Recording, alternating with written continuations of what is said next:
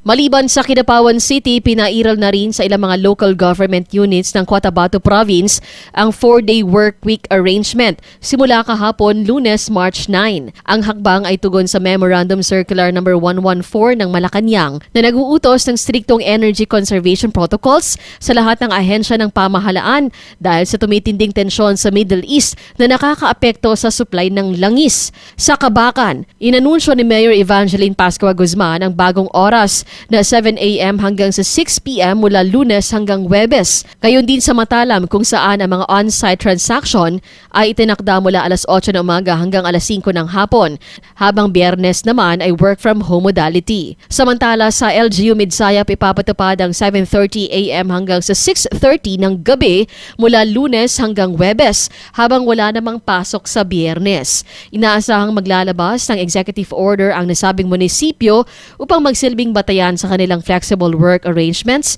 at energy conservation measures alinsunod sa patakaran ng Civil Service Commission. Sa kabila ng pagbabagong ito, tiniyak ng pamahalaang lokal na mananatiling bukas at operational araw-araw ang mga tanggapan na may vital services katulad ng Municipal Health Office at Municipal Disaster Risk Reduction and Management Office. Layo nito na mabawasan ang konsumo ng kuryente at maging ang gastusin sa fuel ng mga empleyado.